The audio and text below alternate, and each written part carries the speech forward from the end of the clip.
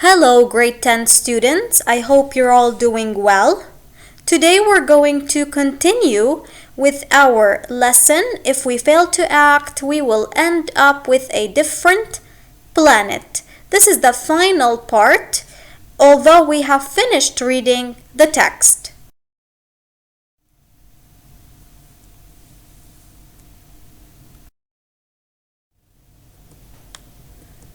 Our objectives for this part of the lesson are to identify and explain the function of the thesis statement and to identify the author's purpose.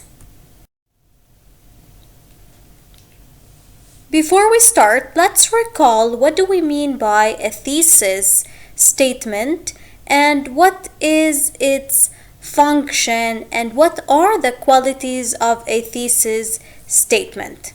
So, first of all, by definition, it is a statement that effectively identifies and expresses the focus of your writing. So, it is that statement that tells the reader what you are going to write about. What are the qualities of a thesis statement? Well, one, it is the most important sentence in your paper, or maybe sentences, because in very long researches or articles, writers include more than one thesis statement. Two, it lets the reader know the main idea of the paper. So this sentence tells the reader the main idea of what you are writing about. So what is it that you're writing about? Number three, it answers the question, what am I trying to prove? Or maybe, what am I trying to explain? Or what am I trying to tell the reader? And the final point, it is not a factual statement. So it is not a fact. It is a claim that has to be proven throughout the paper. So the thesis statement, it is that statement in the introduction that tells the reader what the whole essay is about. It basically unifies the whole piece of writing. And it is not a fact, it is a claim that has to be proven throughout the paper. Next, let's recall the author's purpose. What do we mean by author's purpose?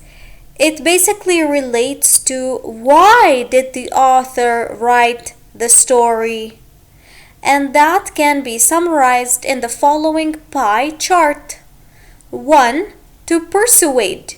Here, the author tries to get you to do something or believe what he is saying. So he either tries to convince you to take a specific action or to change your mind about a specific idea. 2. Inform. Here, the author basically gives you information about a topic. And to entertain, where the author tells us a story that we will just enjoy. We've all been told that when the Arctic melts, sea level rises. But that's actually only half the story. And hardly anybody is talking about the other half.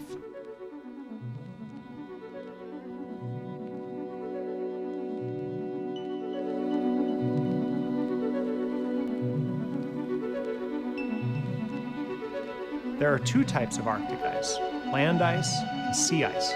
When land ice melts, it runs into the ocean and causes sea levels to rise. But when sea ice melts, the water essentially doesn't rise at all.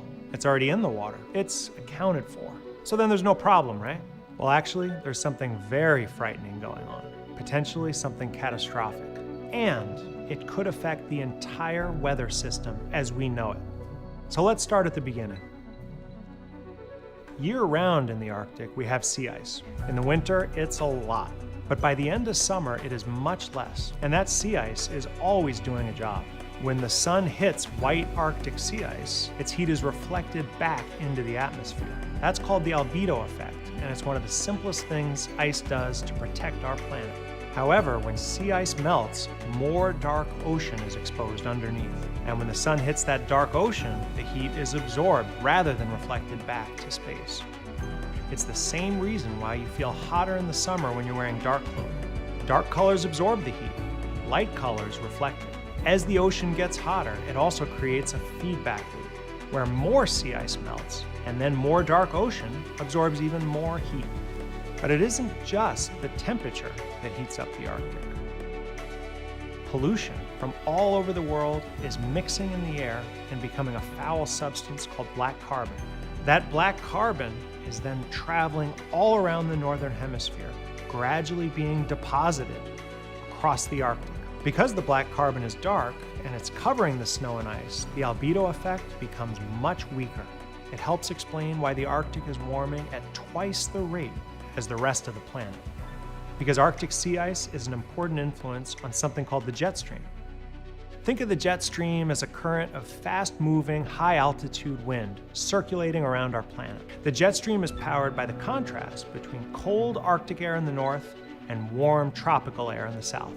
The speed and direction of the jet stream help keep the cold air contained in the north and the warm air contained in the south. And by doing that, it creates our weather patterns, which generally move from west to east across the country. But as the sea ice melts, the Arctic becomes warmer, meaning that there's less of a temperature difference between the tropics and the now warmer Arctic. And that makes the jet stream weaker and more wobbly. Now, a wobbly jet stream allows warm air to make its way further north. And now that we have warm air further north, it makes the situation even worse because the jet stream winds further weaken, meaning that weather patterns can get stuck in place. We may see heat waves more powerful and longer lasting than ever before. It could even mean more erratic and slow-moving hurricanes. And cold snaps and blizzards more likely to hover in one place, freezing one area for days or even weeks at a time. Not to mention that the warm air that is sucked up from the south goes right back into the Arctic, making it melt even faster and creating an even more wobbly jet stream. And that could create a scenario so extreme that scientists cannot fully predict what would come next. As scientists, we can predict a lot, but I'm here to tell you right here, right now, that we have never gotten to this point before. We really have no idea what the global repercussions could be if Arctic sea ice continues to melt at the current pace. This is an existential crisis, the defining challenge of our time, and we need to be doing everything, absolutely everything in our power to stop it in its tracks.